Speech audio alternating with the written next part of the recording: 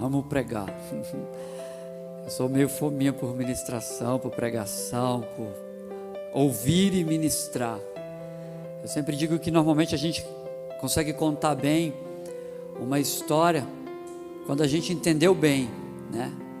Então eu sempre me esforço para entender bem a palavra de Deus, para compartilhar bem com vocês, porque se eu não entendo bem, quando eu vou compartilhar, a coisa ela fica, os fios eles não se encontram, né? A coisa ela não anda como deveria. Então por isso nós precisamos manejar bem a palavra. Amém? Vira para o teu irmão aí e fala assim: querido ou querida, né? Não sei quem está do seu lado. Fala assim: procure apresentar-se como obreiro aprovado, que maneja bem a palavra. Amém. Então, abra a sua Bíblia comigo nessa noite, em 1 Timóteo, capítulo 4, verso de número 12. Quero compartilhar algumas coisas com você. Depois você só vai abrir esse, e depois não precisa mais abrir para a gente ganhar tempo, porque na verdade a minha ministração, ela deveriam ser 2 ministrações. Eu fiz um esboço muito longo, e acredito que seriam 2 ou 3 ministrações, mas eu vou resumir essa ministração em poucos minutos. Então eu preciso que você, nessa noite, me dê o seu tempo de presente, a sua atenção, que a sua mente não devaneie em outros lugares, mas que você esteja focado, atento e concentrado ao que eu estou falando a você e ao que o Espírito Santo for lhe falando ao coração. Amém? Preciso da sua atenção. Então não pense na conta que tem que ser paga amanhã, não pense no carro, não pense na namorado, enfim, pensa aqui, dá esse momento para o Senhor de presente. Amém? Só apenas um pedaço que diz assim: ser exemplo dos fiéis, 1 Timóteo 4,12, amém? Ser exemplo dos fiéis na palavra, no procedimento, no amor, no espírito, na fé e na pureza. Agora presta atenção aqui em mim. O título dessa palavra é o perfil do discípulo, ou o modelo do discípulo. O que é um modelo? Vem cá, Cleitão. Vou aproveitar o Cleitão. Vem cá, Cleitão. Vou usar o Cleito como perfil, como modelo. Modelo muito bonito. Vem cá, sobe aqui. Existem algumas definições para a palavra modelo. Existe o modelo da moda, né? O Cleito, por exemplo, e eu, nós dois somos o modelo da moda, né? Nós ditamos um padrão e um modelo de moda para esse tempo, né, Cleito? Nós dois podemos ser considerados. A gente não vai para a passarela porque a gente prefere manter-se nos bastidores. Mas, olhando, por exemplo, o Cleito como modelo, ou para mim como modelo, vamos dizer, eu vou usar ele como modelo, e eu sendo discípulo do Cleito, eu preciso me assemelhar ao modelo do Cleito, porque um discípulo naturalmente ele se espelha no seu discipulador. Então eu, sendo discípulo do Cleiton, eu vou ter atitudes semelhantes das que o Cleiton tem. Eu vou me comportar como o Cleiton se comporta, porque é natural que ele, como modelo, eu seja modelado pelo modelo que ele é. Então quando a gente olha, por exemplo, um homem ou uma mulher, a gente pode utilizar da referência como modelo. Obrigado, Cleiton, Deus te abençoe, viu? E é disso que eu quero falar nessa noite, de nós sermos modelo e de nós sermos modelados. Eu vi esses dias uma pessoa fazendo panela em casa, eu achei o máximo. Ela pega uma frigideira e coloca um negócio de areia, numa caixa de areia, e bate muito só cara ali e deixa a frigideira, e vem e tal, e faz todo um processo, e depois ela joga o alumínio derretido, no modelo da panela que ficou impresso na areia. E ela faz uma outra panela idêntica à panela que ela tinha. Ela usou aquela primeira panela como modelo. E quando nós vemos essa palavra falando ser exemplo dos fiéis, ou seja, seja um modelo, seja alguém em quem as outras pessoas possam se espelhar. Você precisa ser alguém nessa terra em que uma outra pessoa olhe e diga assim: eu preciso ser igual ao Eusébio, sabe? Eu preciso ser igual ao Nivaldo, eu preciso ser igual ao Hudson, ao Elcio, ao Carlos, porque é um modelo para ser seguido nessa geração, um modelo de homens e mulheres. E quando nós vemos essa palavra, eu entendo que é bom nós nos apoiarmos e nos esforçarmos para termos uma conduta irrepreensível. Esses dias eu cheguei atrasado do trabalho, 15 minutos, aí o meu chefe me chamou a atenção, e ele estava certo. E daí para frente eu falei assim: eu preciso ter uma conduta irrepreensível, eu preciso ser o primeiro a chegar, e se possível o último a ir embora, porque eu, na minha idade, eu não suporto, eu não posso ser chamado a atenção por coisas tão elementares, porque elementar é um horário para se cumprir, eu chego atrasado. Que modelo eu sou? Modelo de alguém que se atrasa?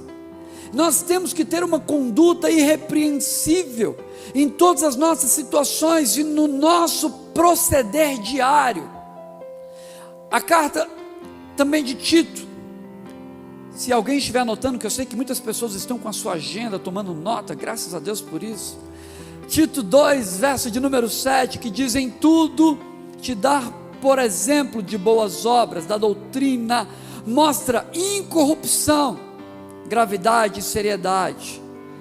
Então a gente tem vários textos na Bíblia que nos mostra uma maneira de ser modelo, e eu quero nessa noite mencionar algumas características que nos levam a ser um perfil e um modelo de um discípulo.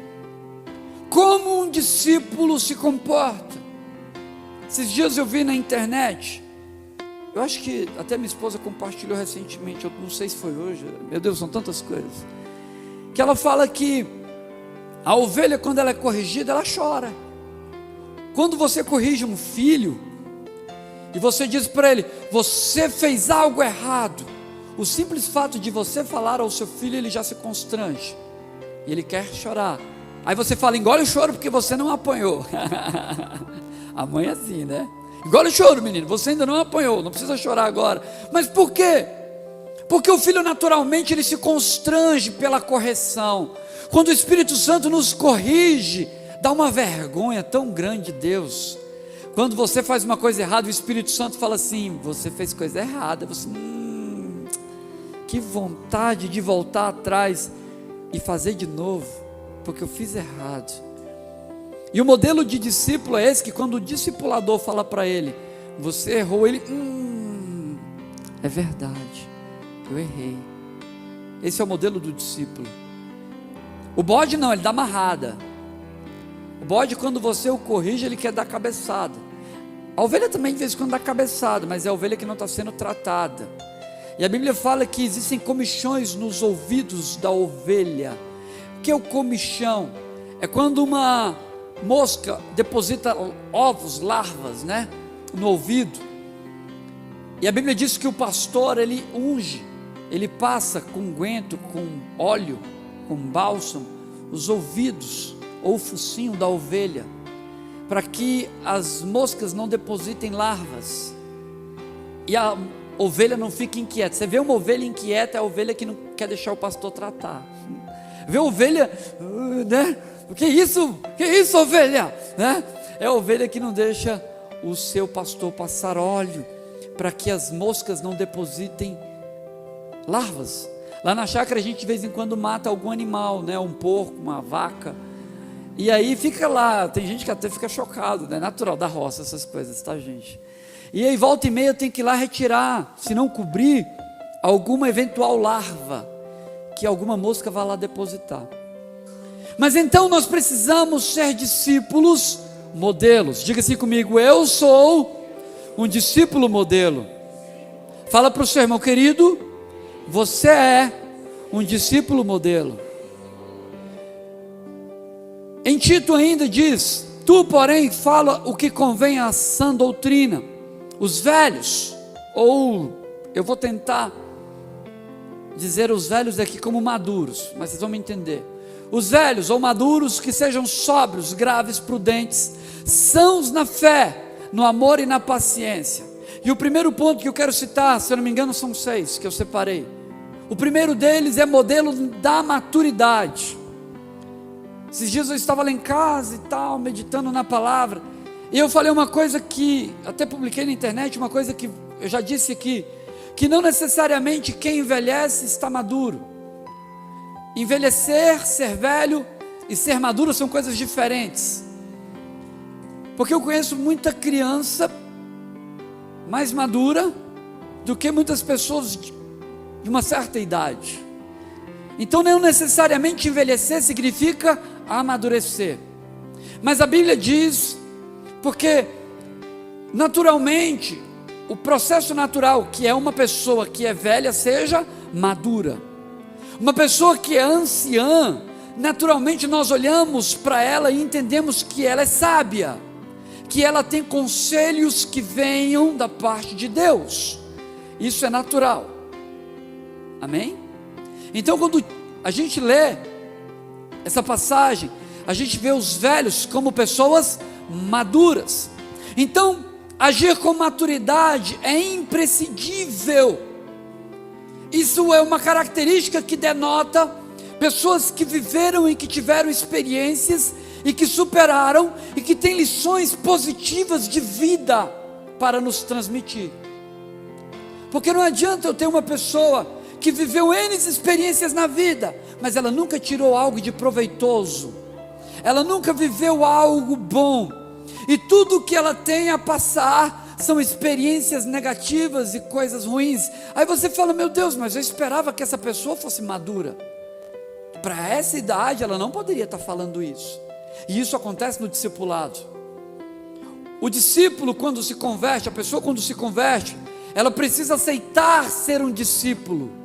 É o primeiro passo para a pessoa que aceita Jesus. Porque nem todo mundo que aceita Jesus é discípulo de Cristo. Muitas pessoas andaram com Jesus, mas não se tornaram discípulos de Cristo. Nem todo mundo que nasce de uma família é filho. Nem todo pai que coloca um filho no mundo é pai. É necessário que eu aceite a condição. Então entendam que para eu ser o modelo eu preciso amadurecer. Mas isso é uma etapa. Isso são momentos da vida que se vive. Existe uma lei na biologia que diz que, né, todo ser vivo, ele nasce, cresce, se desenvolve, alguns dizem que se multiplica ou reproduz e depois morre. Isso é uma lei na biologia, né, para o ser vivo. E eu posso fazer um adendo e uma consideração para as nossas vidas, que nós como cristãos precisamos nascer, e se nós não nascermos, não tem como eu amadurecer. O problema é que tem muita gente querendo amadurecer sem ter nascido de novo. É impossível. Estão entendendo? Esses dias eu vi o Anderson Silva, não é o lutador de MMA. O Anderson Silva, o pastor Anderson Silva. Todo tatuado, né? Tem um estilo bem nada ortodoxo, mas um homem de Deus.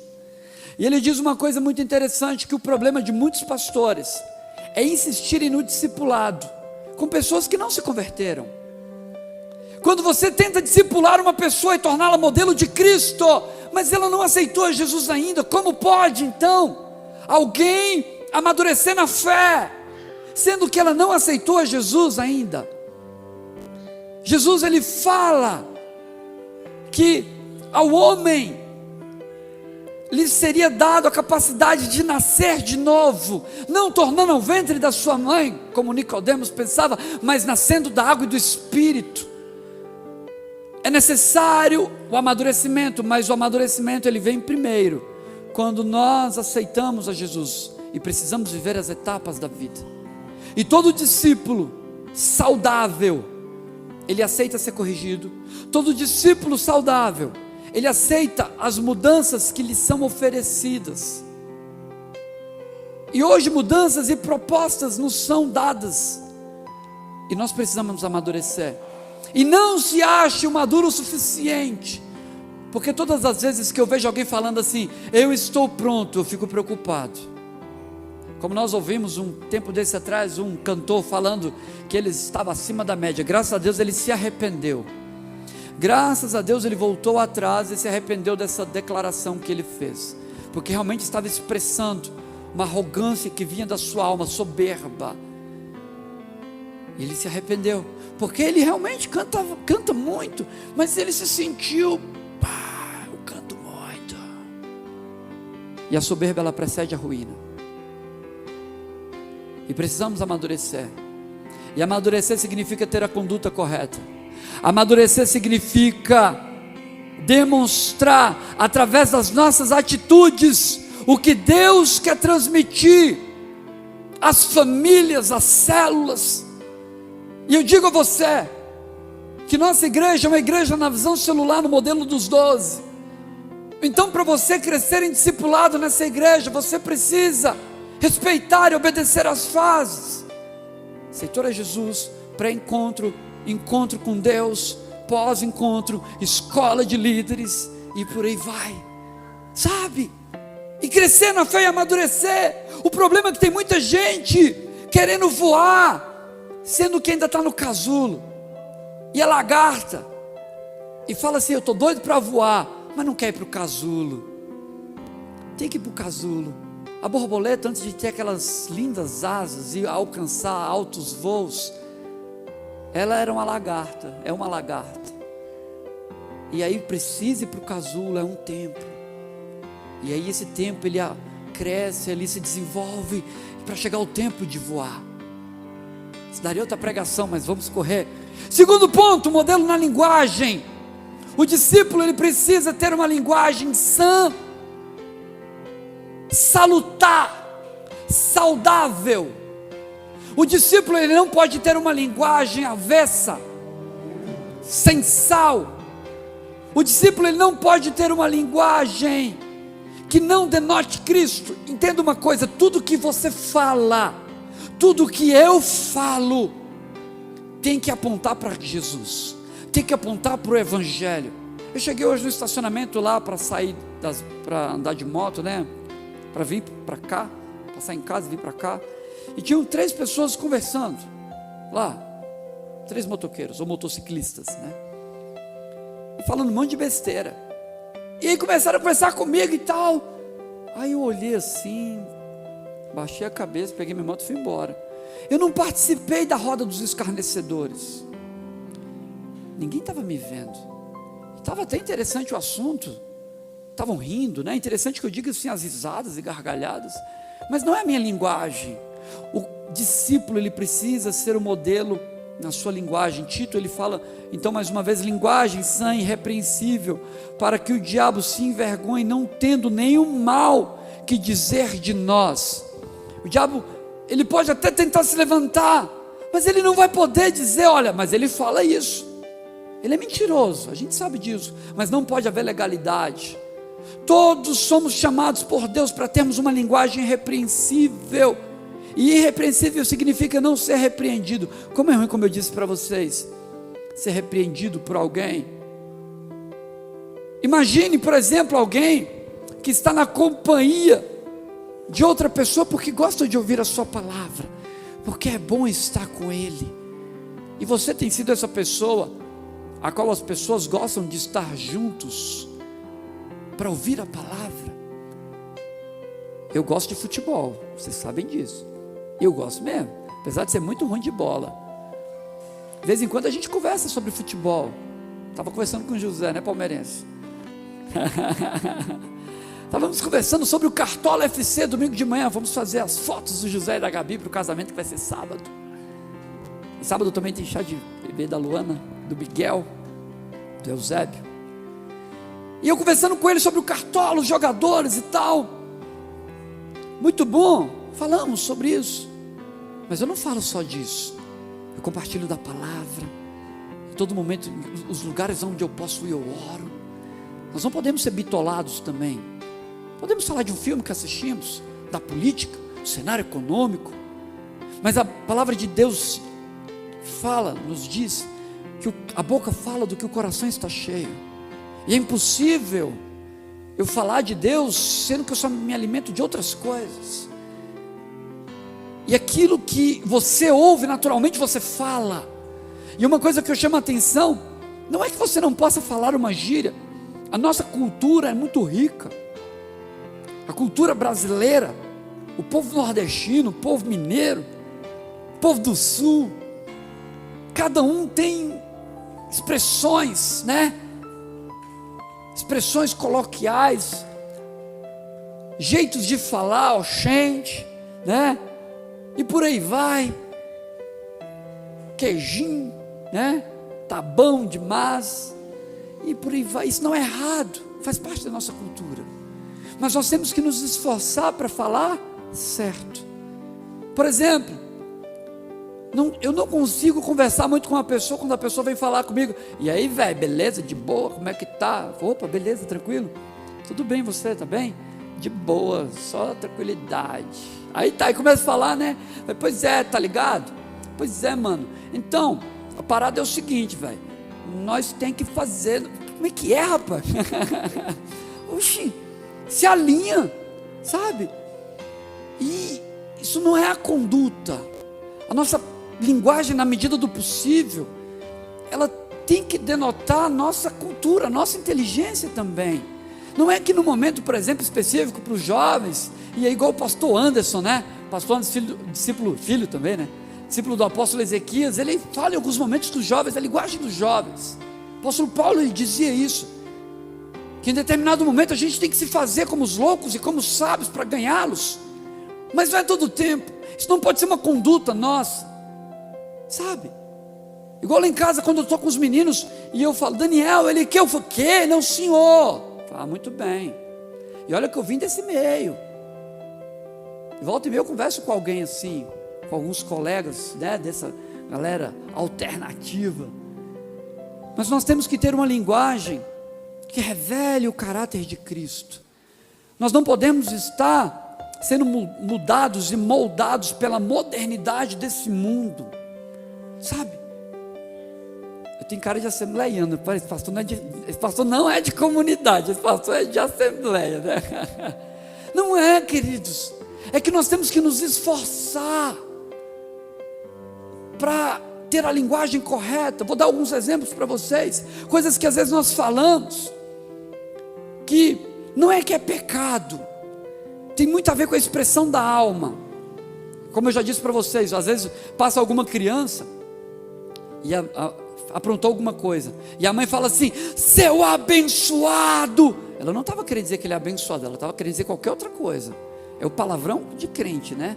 Ela estava querendo xingar o menino, mas não xingou, mas o seu coração xingou. O coração dela está contaminado. Isso é pecado.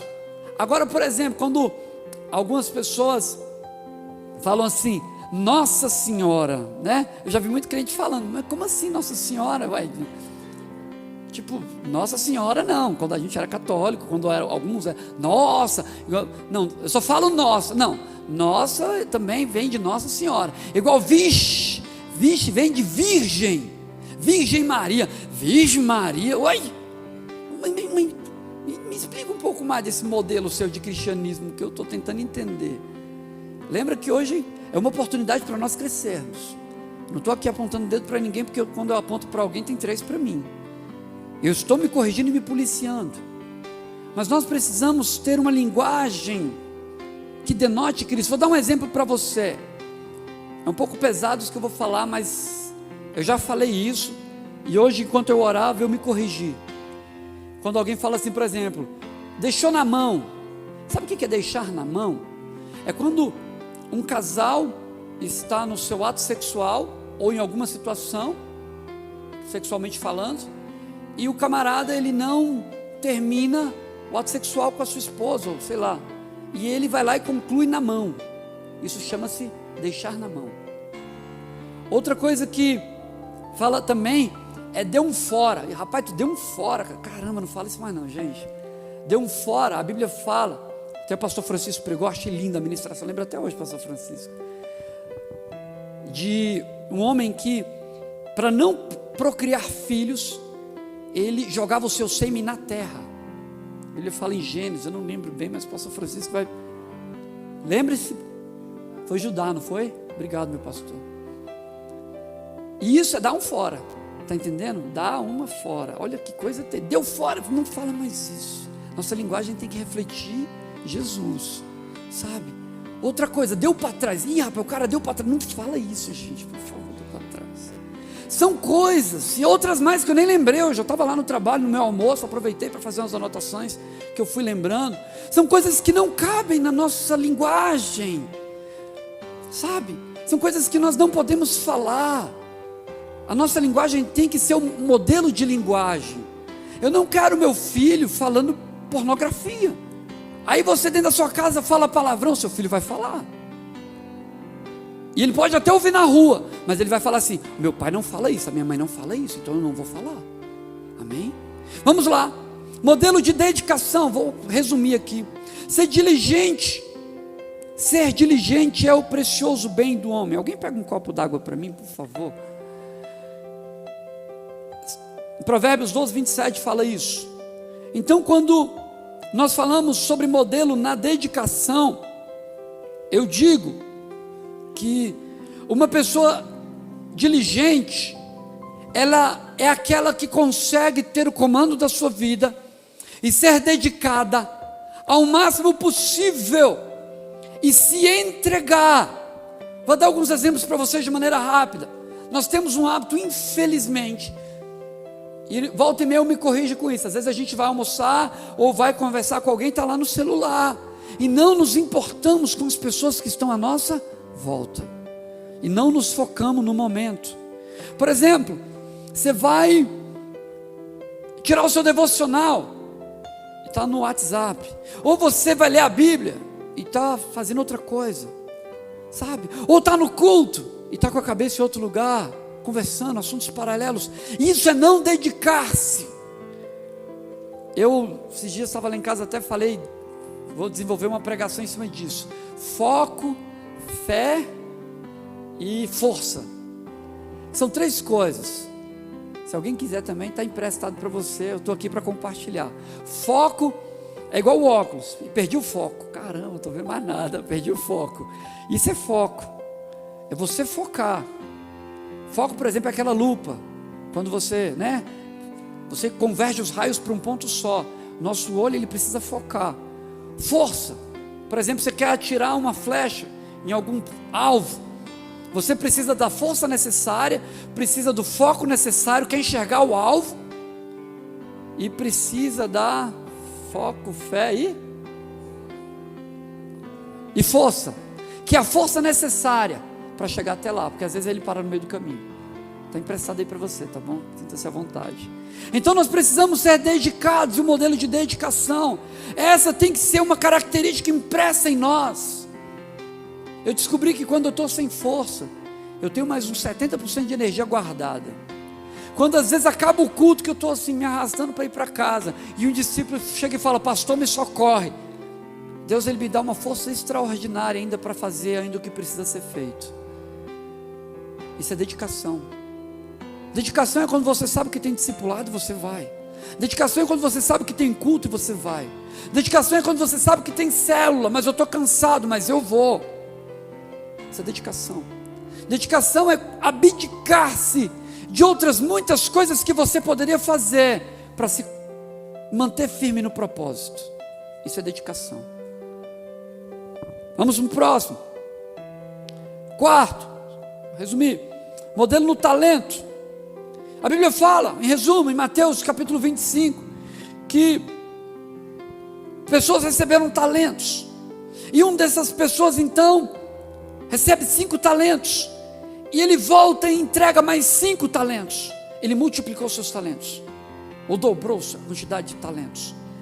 E o que tem acontecido, que hoje eu vejo, é que muitas pessoas desejam ser talentosas e afirmam não ter talento. Mas eu digo uma coisa para você: você tem talentos. Todos nós temos talentos que não são iguais, e nós como igreja contribuímos como corpo.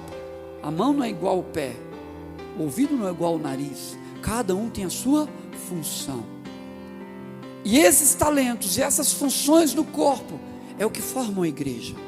Então nós precisamos nos esforçar e sermos modelo no talento que Deus confiou a nós. Deus lhe confiou um talento, e a minha pergunta para você é: você está enterrando o seu talento, ou você está trabalhando com o seu talento para apresentar ao Senhor os seus talentos? Porque eu sei que tem gente que tem talento que está escondendo, eu estou sabendo, fico só de olho. Mas o meu papel hoje é lhe incentivar a não enterrar os seus talentos, mas a trazer os seus talentos à tona, fazer o que precisa ser feito. Amém? Quinto, modelo na consolidação. João 14, 26 e 27 diz: mas aquele Consolador, o Espírito Santo, que o Pai enviará em meu nome, ele vos ensinará todas as coisas e vos fará lembrar de tudo quanto tenho dito. Deixe-vos a paz, a minha paz vos dou, não vos dou como o mundo a dá. Não se turbe o vosso coração, nem tenha medo. Quando somos consolidados, e principalmente pelo Espírito Santo, porque na consolidação o Espírito Santo tem que estar, porque senão o Espírito Santo não estiver, não é a consolidação de Deus. Nós somos libertos nas nossas emoções, no nosso espírito, somos curados no nosso físico, e passamos a ter intimidade com Deus. Então, quando nós somos consolidados, resolvemos com mais firmeza, lucidez, perseverança e determinação os problemas que nós vivemos dia a dia.